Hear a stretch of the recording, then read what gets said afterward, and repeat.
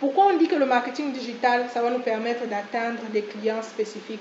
Parce que par exemple, vous pouvez vous servir de la publicité Facebook. En tant que page, vous avez accès à ce service-là. Mais en tant que profil personnel, malheureusement non.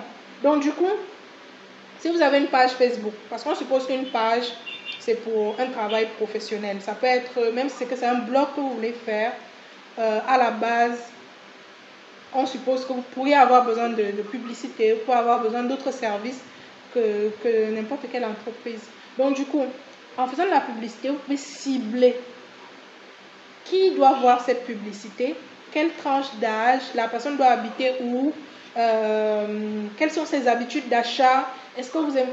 Vous ne savez pas, hein, quand vous likez, vous commentez, vous faites tout sur Facebook là. Facebook étudie vos comportements à la loupe. Le like signifie quelque chose. Le commentaire signifie quelque chose. Donc si vous réagissez à une publication, c'est qu'elle vous a intéressé. Déjà, c'est une chose. Maintenant, votre commentaire, votre like, ou bien les différentes réactions qu'il y a là, que vous ayez choisi l'emoji fâché ou bien rire ou je ne sais pas quoi, c'est étudié. Donc du coup, dans une publicité, vous pouvez choisir, spécifier.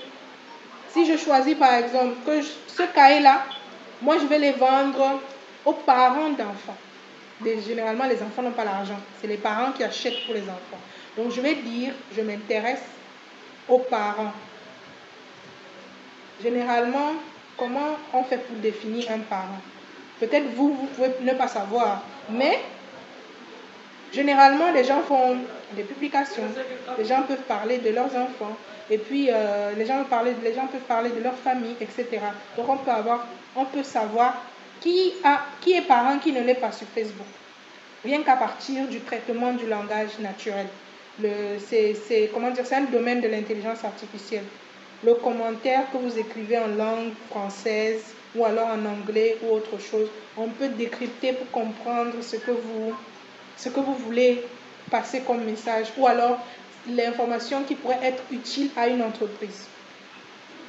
Donc, maintenant, parmi ces parents d'enfants-là, je peux choisir par exemple les hommes, vu que généralement, c'est les hommes qui font les courses pour les enfants, ou alors je peux choisir hommes et femmes, ça ne dérange pas. Maintenant, je peux choisir le pays. Ils doivent être où? Au Cameroun, peut-être parce que je n'ai pas les moyens de recevoir et d'acheminer mes cahiers, mes livres au bon endroit. Je n'ai pas les moyens pour, par exemple, envoyer ma commande. Si quelqu'un commande en Côte d'Ivoire, comment je vais faire pour envoyer? Si je n'ai pas ces moyens-là, autant mieux limiter. Donc, du coup, je peux avoir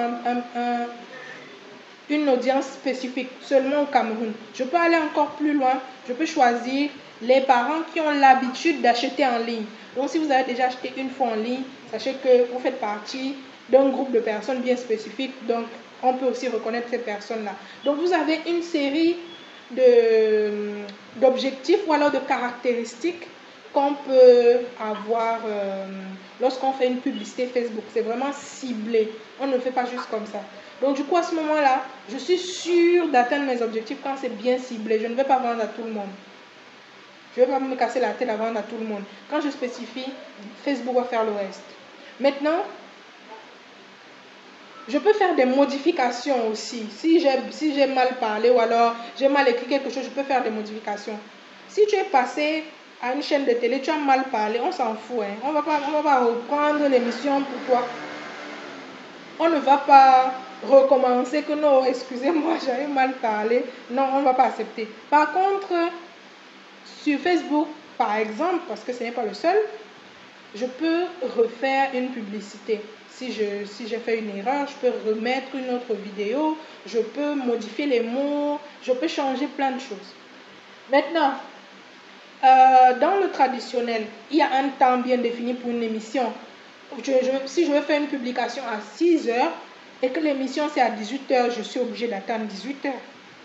Par contre, sur un réseau social, je viens à l'heure qui m'intéresse. Et dès que j'ai lancé, ça atteint la cible immédiatement. sans détour parce que j'ai bien spécifié à qui s'adresse cette publicité-là. L'autre côté, si la CRTV est ouverte, quelqu'un peut bien allumer la télé, mais la personne est sur son téléphone, la personne n'est même pas là.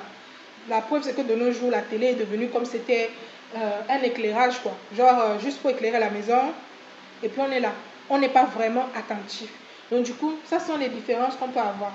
Non seulement on a un maximum de cibles qu'on peut atteindre, les objectifs peuvent être bien définis, la cible peut être bien cadrée, on peut faire des modifications, et puis on peut atteindre la cible immédiatement et ça peut durer dans le temps. Ce qui n'est pas le cas dans le marketing traditionnel. Donc ça, c'est les gros avantages, si je peux dire, du marketing digital. Donc là, vous pouvez faire allusion à Facebook, TikTok, Snapchat, Instagram, tout ce que vous voulez.